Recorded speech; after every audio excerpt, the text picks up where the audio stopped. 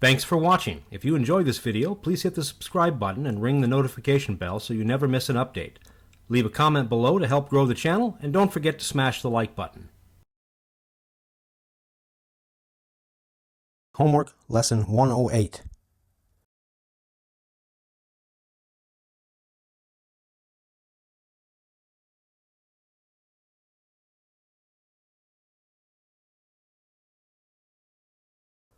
Okay, problem number 1. Show that the equivalent resistance is equal to R1, R2 over R1 plus R2. And that this follows from 1 over the inverse of the equivalent resistance is equal to the sum of the inverse resistances.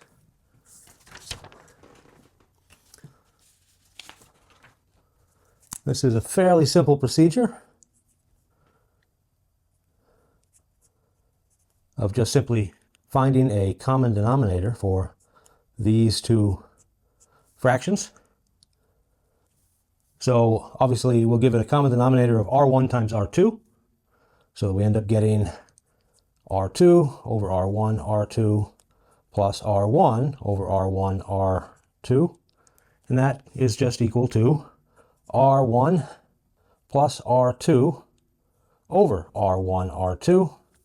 And therefore, the inverse of that, which is going to be the equivalent resistance, will be equal to R1 R2 over the sum, R1 plus R2.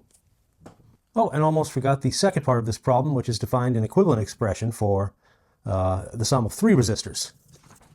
And that follows in almost exactly the same way. We'll just write that 1 over Req is equal to 1 over R1 plus 1 over R2 plus 1 over R3. And so we can combine these a little bit at a time or all at once. We know that the common denominator will be R1 times R2 times R3. So we'll have everything that's not in the denominator already in the first term up in the numerator. So we'll have R2 times R3 over R1 times R2 times R3. And in the second term, we'll have everything that's not in the denominator of the second term up in the numerator as a product. So we'll have R1 times R3 over R1 times R2 times R3. And then finally, everything that's not in the denominator of the third term will be in the numerator as a product in the third term. That'll be R1 times R2 divided by R1 times R2 times R3.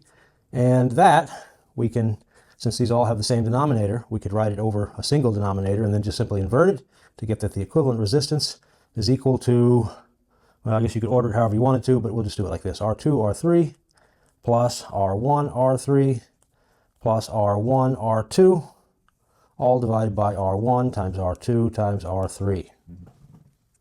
And that will come in handy, I think, in the problems that follow. Oh, wait a minute. Did I mess something up here? I forgot to invert. Whoops. Yeah, scratch that. That's 1 over this value. Completely forgot to invert it. So it's going to be equal to the product, R1, R2, R3, all divided by R2, R3, plus R1, R3, plus R1, R2. There we go. Sorry about that.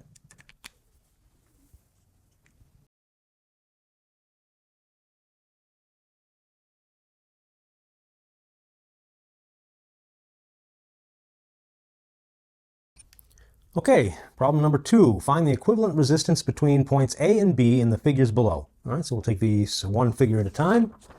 Let's see here. The first figure, this is problem number 2. And the first figure, what does it look like? We've got, here's point A. I've got a resistor, which we'll say is 1 ohm right here. And then it splits off and recombines up here, let's say. We'll call this point B. And what is this resistor here? That's 2 ohms. And the one down here is 3 ohms. Okay, so that's pretty straightforward. We have a parallel resistor here, the 2 ohm and the 3 ohm. And so the equivalent resistance is going to be equal to, because we have a series of this plus the parallel, so it'll be 1 ohm plus, we'll use our handy formula for the parallel resistor, so it'll be 2 times 3, and that'll of course be ohms squared because there's ohms in all of it, divided by 2 plus 3 in ohms. And that's going to give us 6 ohms squared over 5 ohms plus 1 ohm equals 11/5 ohms. Good.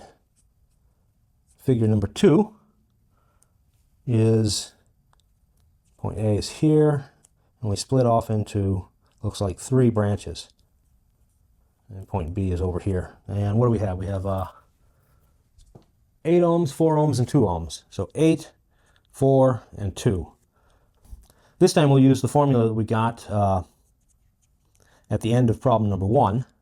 And so the equivalent resistance is just going to be 2 times 4 times 8, the product of the resistances, divided by, we'll have 2 times 4 plus 2 times 8 plus 4 times 8. That's the only thing missing. And that's going to give us, that's essentially 2 to the 6th over 2 cubed plus 2 to the 4th plus 2 to the 5th. Just going to cancel powers of 2 here. So that's going to, how's it going to come out? It's going to be 2 cubed over 1 plus 2 plus 4, essentially. And so that's just 8 over 7 ohms. And finally, number 3. What does that circuit look like? It's a little more complicated. A, and then we have 3 ohms.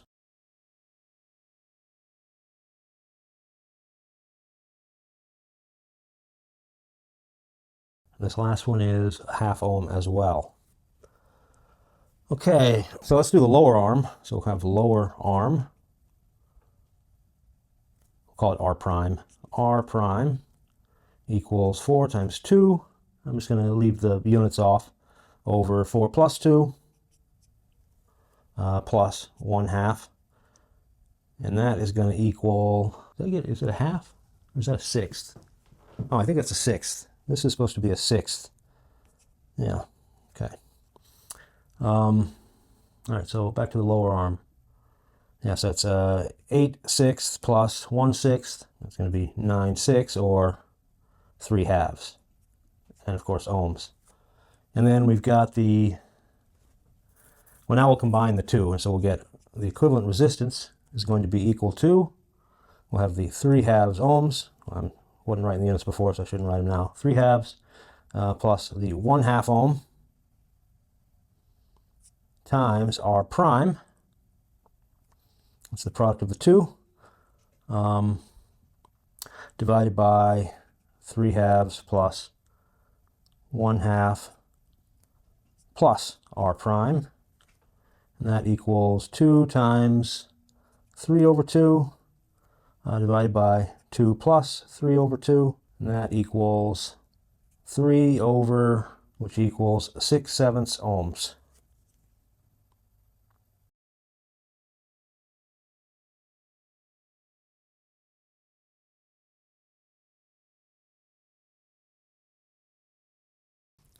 All right, number 3, find the current through each resistor and the power delivered by the battery. The battery is an ideal battery, so there is no internal resistance. Okay, so this is a bit of a trick problem, and the way that I drew it may have thrown you off. So let me draw it slightly differently, and I think you'll see what's going on here. Here's our 6-volt ideal battery, and then we have this 1.5 ohm resistor. And what we have here, if you pay attention to the way that I drew it, is we have a 4 ohm resistor. These are 3 resistors in parallel. Another 4 ohm, and finally a 6 ohm. So I drew it such that maybe it wasn't completely obvious that the 4 ohm resistor on the diagonal, this one here, maybe it wasn't obvious that that was in parallel. So that was kind of the trick to this one. But after we have that, we can use, we'll get the parallel resistance called R prime. And that'll be used from what we got at the end of problem number 1, right? So we'll do the product of the resistances divided by the alternating sum of the resistances. So it'll be 4 times 4 times 6 divided by 4 times 4 plus 4 times 6 plus 4 times 6 again. And that should equal 96 over 64, right? And so that is going to be 3/2 ohms. And then we can find the equivalent resistance. It'll be the 1.5, that's just 3/2 ohms, plus the 3/2 ohms we got here to give us 3 ohms total. So therefore, the current is just going to be the voltage over the resistance, which really should be equivalent resistance. And so that's going to be 6 volts over 3 ohms equals 2 amps. But that's the current through the 1.5 ohm. So the voltage across these parallel resistors is not 6 volts, right? So there's a drop across the 1.5 volt resistor. So what is that voltage drop? I'll kind of write it, maybe I'll write like this. V of the 1.5, that's the 1.5 ohm resistor. That voltage drop is equal to the 2 amps times the resistance times 3/2 ohms. And so that's equal to 3 volts. So now looking at the total current through all 3 of these arms, right, we have that 2 amps is going to be equal to the current through the first one, so I'll just call it I sub 4 plus I sub 4 plus the I sub 6. So that's the 4 ohm, 4 ohm, and 6 ohm resistors.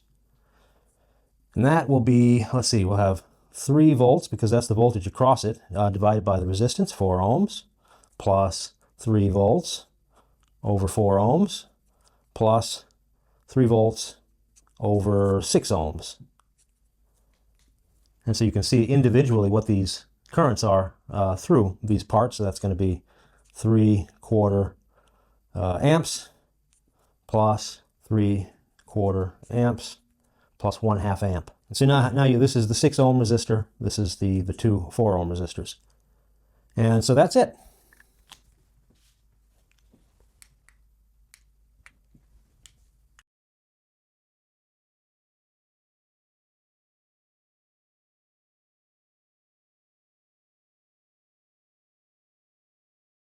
All right, number 4 is to design a voltage divider that allows you to pick off 1/3 of the voltage of a battery. Okay, so talking about a voltage divider. All right, so we've got some, this is number 4.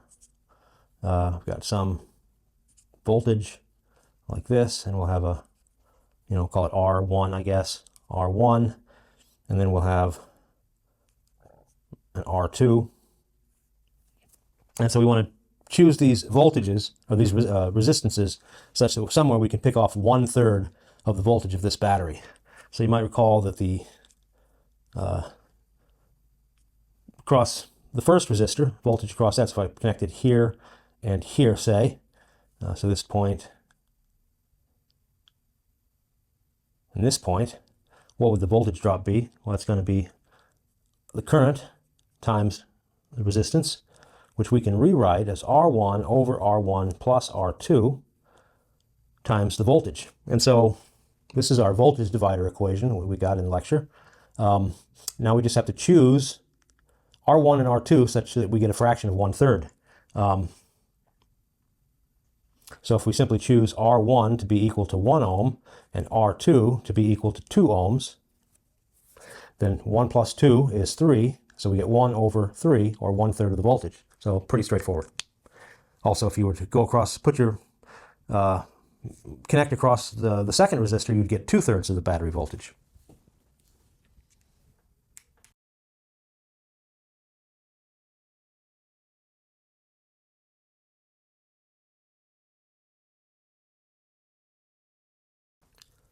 All right, problem number 5. This is a fun one. A car's starter motor requires 1.5 kilowatts of power to operate. The car's battery provides an EMF of 12 volts.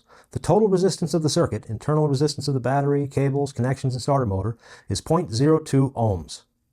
So part A, determine the current required by the motor. In part B, calculate the voltage drop across the circuit. And then in part C, determine the voltage across the starter motor. All right, so number 5, part A. So part A was to determine the current required by the motor. So we can get that from the power of the motor, which was 1.5 kilowatts. So we can write that P is equal to I times V, which means that I, the current required, is going to be equal to the power divided by the voltage. So that's 1500 watts divided by 12 volts. And if we run that through the calculator, it's 125 amps. Okay, part B. Part B asked us to calculate the voltage drop across the circuit. Okay, so the voltage drop across the circuit, V drop, this is what you get if you put your multimeter across the terminals of the battery. Don't do that, by the way, unless you want to blow your multimeter out. Unless you know what you're doing, you can select the right setting. So just I times R. And so we had 125 amps times the resistance was 0.02 ohms, and that gives us 2.5 volts. So the voltage when the starter motor is engaged will drop to it'll drop by 2.5 volts. If it were to drop more than 12 volts, obviously you wouldn't be able to turn it over at all. If if it dropped by like 5 or 6 volts, then you'd hear your car really struggling to start. It would just barely turn over. All right, anyway, part C. Part C asked us to determine the voltage across the starter motor. This is not across the battery terminals, but across the starter motor. So V motor is going to be equal to V battery minus V drop. So that's going to be 12 volts minus the 2.5 volts, and that's equal to 9.5 volts.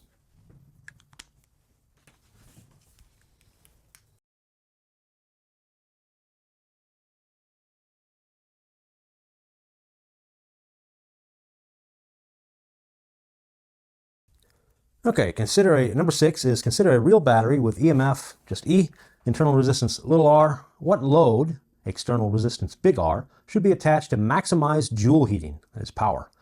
And just know that a similar result occurs in AC circuits, and it is known as impedance matching. For those that have perhaps done some car stereo work, may be familiar too. 6. Okay, so what do we know? We know that the power is equal to I squared times R, which is going to be equal to the EMF squared over R plus big R, quantity squared, times big R. That's just our voltage divider equation again.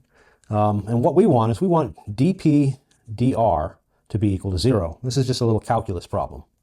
And so dP dR is equal to E squared over R plus big R to the 4th, because I'm just doing a quotient rule on the derivative here, times R plus big R, quantity squared, minus 2R times R plus big R, and this should equal 0. So this part here will just go away, and so this implies that 2 big R times R plus R is equal to R plus big R squared, which implies that 2 times big R is equal to R plus R, and this of course just means that R is equal to little r.